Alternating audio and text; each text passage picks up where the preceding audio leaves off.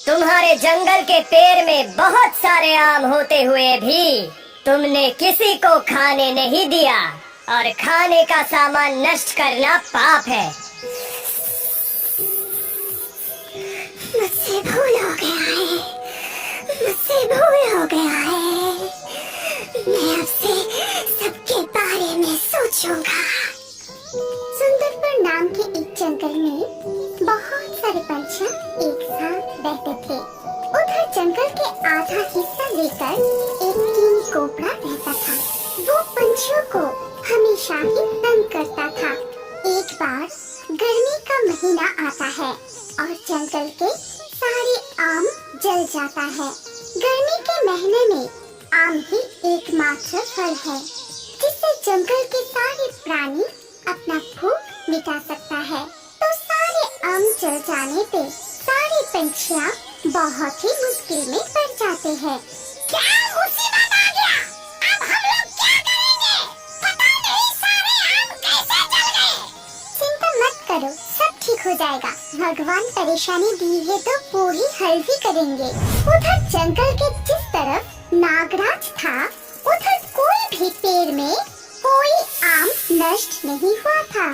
देखने में ही सारे आम बड़े ही स्वाद लग रहा था।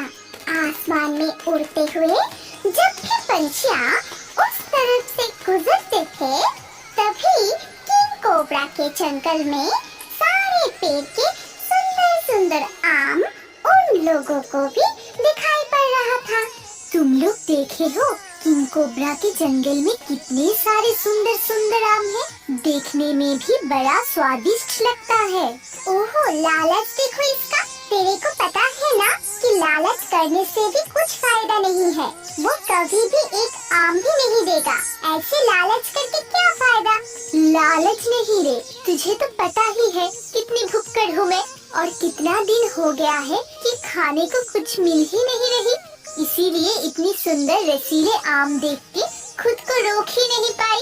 एक बार मांग के देखते हैं, शायद हम पे थोड़ी दया आ जाए और हमें खाने के लिए थोड़ा सा दे दे। सारे पंछियाँ मिलके नागराज के पास जाते हैं आम मांगने के लिए, लेकिन उसके जंगल में उतरने का हिम्मत किसी को भी नहीं था। इसीलिए ऊंचे एक पेड़ में सारे पंछियाँ बैठ के नागराज को बुलाते हैं। तुम लोगों की हिम्मत की मैं दाद देना चाहता हूँ। तुम लोग यहाँ आने की हिम्मत की कैसे? क्या करें? मजबूरी है हमारा। हमारी तरफ के जंगल में सूरज की तेज इतना ज्यादा है कि सारे आम जल गए हैं। खाने के लिए कुछ भी नहीं मिल रहा है। अगर तुम्हारे जंगल से थोड़ी सी आम हमें दे दो तो बहुत मेहरबानी होगी। मैं अचंभित हो रहा हूँ तुम्हारी हिम्मत देख के। एक तो मेरे जंगल में घुस गए और ऊपर से मेरे हिस्से से फल मांग रहे हो। कुछ नहीं मिलेगा तुम लोगों को। जल्दी यहाँ से चले जाओ, नहीं तो मेरे हाथों मारे जाओगे। छोड़ दो, ये हमें कुछ नहीं देने वाला। पता नहीं कौन सा जादू टोना करके अपने हिस्से का आम को बचा लिया। भगवान भी इसका ही मदद करता है। अजीब दुनिया है। ऐसा मत बोलो। अगर हमारे इरादे नेक होगी तो भगवान हमारी मदद जरूर करेंगे। अभी हमारी परीक्षा ले रही है वो। नागराज से आम ना मिलने पर वो लोग वापस आ गए। उधर नागराज मन ही मन खुश होकर सोचने लगा, कोई सोच भी नहीं सकता मैं सूरज से मिलके उसके तेज को अपने मणि में कैद करके अपनी शक्ति भी बढ़ा रहा हूँ और मेरे हिस्से के जंगल को भी उसके तेज से बचा रहा हूँ। वो पंछियाँ गर्मी और भूख से तड़प के मरेगा। जो हुआ अच्छा हुआ। देव की तपस्या करके उसकी शक्ति अपने मणि के अंदर कैद करके अपना शक्ति बढ़ाने का तरीका सीख लिया था। इससे उसे भी फायदा हो रहा था और जंगल के आम भी सही सलामत रहते थे। नागराज खुद एक भी आम नहीं खाता था, इसीलिए आम पक के नीचे गिर जाता था, लेकिन वो किसी को भी आम नहीं देता था।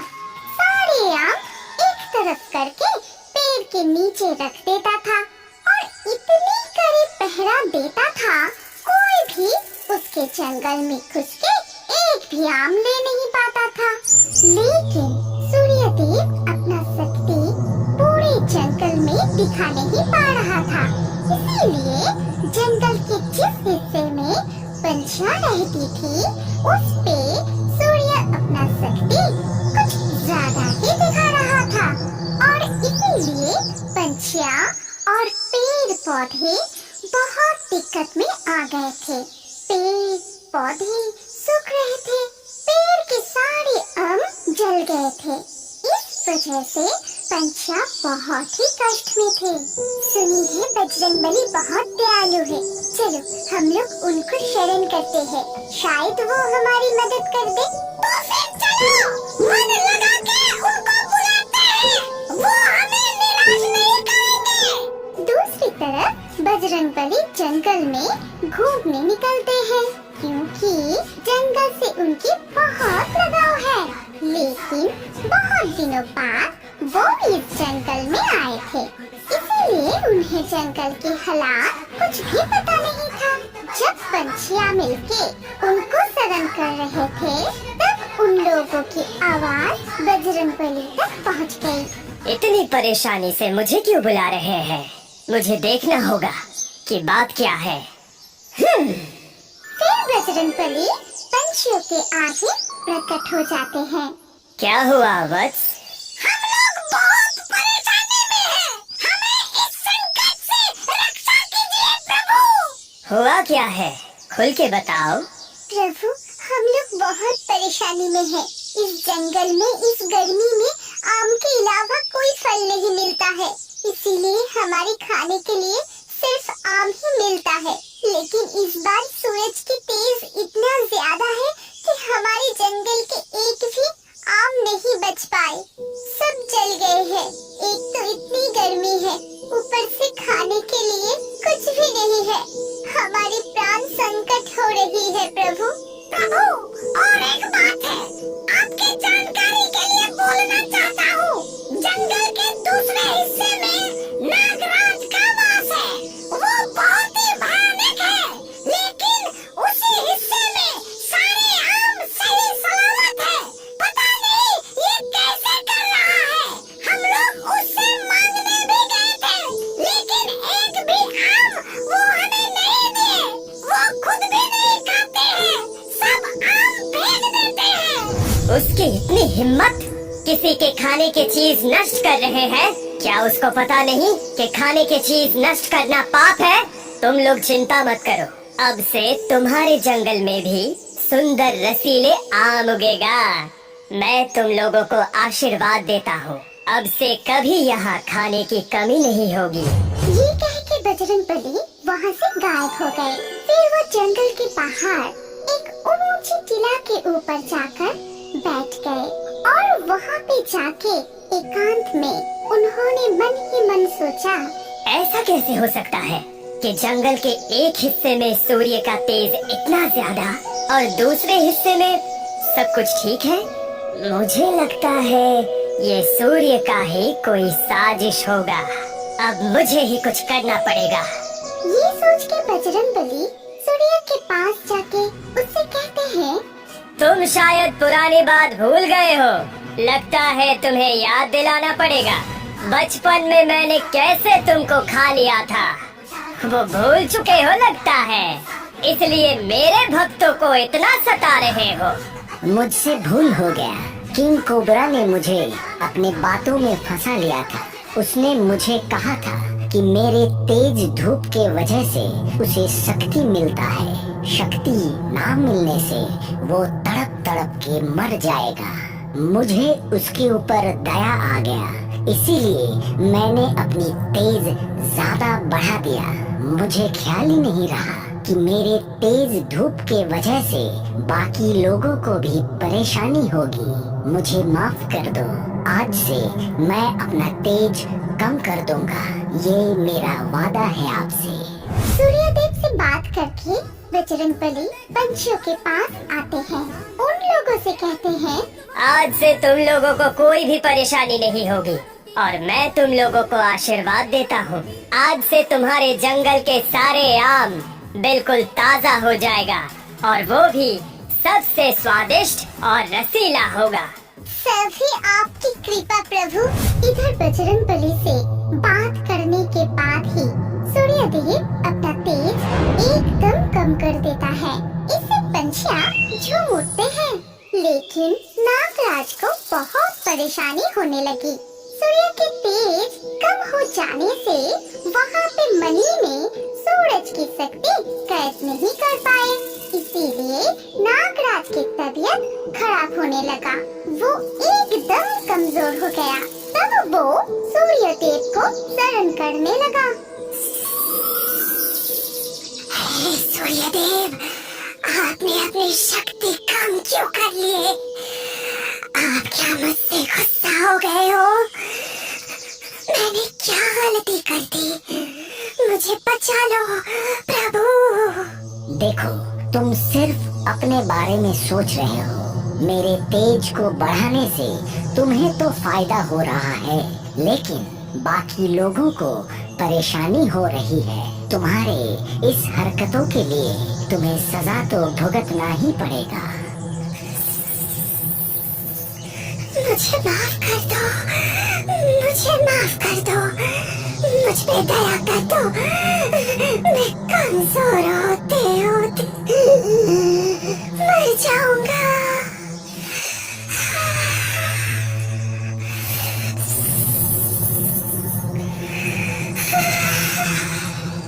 अब इस बार मैं कुछ नहीं कर पाऊंगा। तुम्हें कोई दया कर सकता है तो वो सिर्फ बजरंगबली ही कर सकता है। उनको शरण करो, अपना तकलीफ उनको बताओ, वो चाहेंगे तो तुम्हें बचा लेंगे। सूर्यदेव से बात करके भी कोई फायदा ना होने पर वो बजरंगबली को शरण करने लगता है।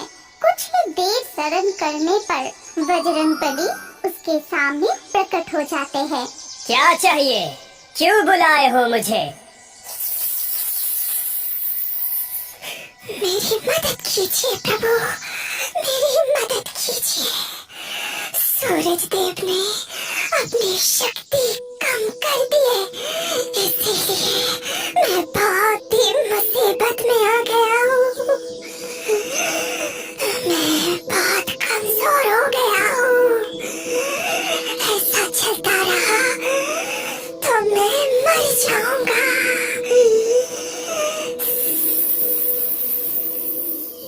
ये सब तुम्हारे किए की सजा है।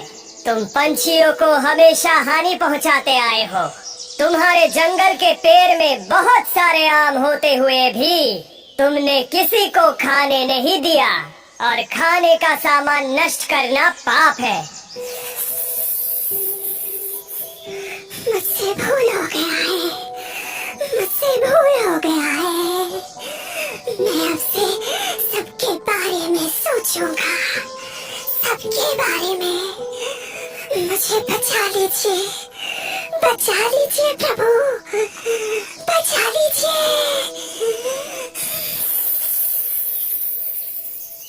अब मैं कुछ नहीं कर पाऊंगा। अगर वो पंछियाँ तुमको माफ कर दे तो समझो तुमको माफी मिल गई, और अपने शक्ति वापस पाने के लिए तुमको उन लोगों से आम मांग के खाना होगा। अगर वो लोग तुम्हें आम खाने के लिए देते हैं तभी तुम्हारी शक्ति वापस आएगी। ये सब कह के बजरंगबली वहाँ से गायब हो जाते हैं। किंग कोबरा पंछियों के पास जाकर माफी मांग लेता है और सारी बात सबको बताता है। तुम हमारी मदद करो या ना करो, हम लोग तुम्हारी मदद जरूर करेंगे। ये कह के पंछियाँ उसको आम देते हैं खाने के लिए। वो रसीला सुस्वादु आम खाकर किंग कोबरा की शक्ति फिर से वापस आ जाती है। मदद करने के लिए शुक्रिया दोस्त। अब से मैं भी तुम लोगों का दोस्त बनकर रहूंगा। अगर तुम्हारे ऊपर कोई भी मुसीबत आए तो मैं तुम लोगों की मदद करूंगा और मेरी जान बचाने के लिए तुम लोग मेरी मणि इनाम के तौर पे रख लो।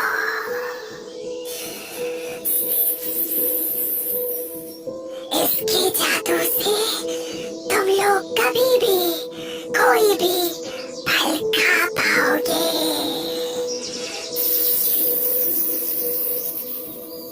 नागराज के मणि इनाम के तौर पर पाके सब खुश हो जाते हैं। तभी बजरंग बली वहाँ प्रकट होके सबसे कहते हैं, अब तुम लोग सब मिलजुल के रहो।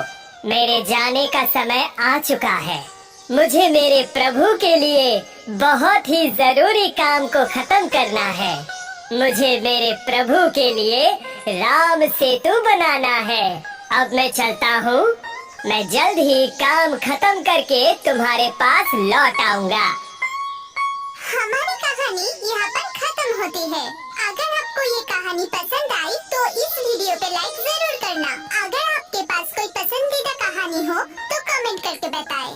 सबसे अच्छा कहानी चुन के हम ऐसे ही कार्टून बनाएंगे। और अभी हमारे अगले वीडियो देखने के लिए स्क्रीन के ऊपर इस वीडियो पर क्लिक कीजिए और रियो बर्ड्स के और भी वीडियो देखते रहिए।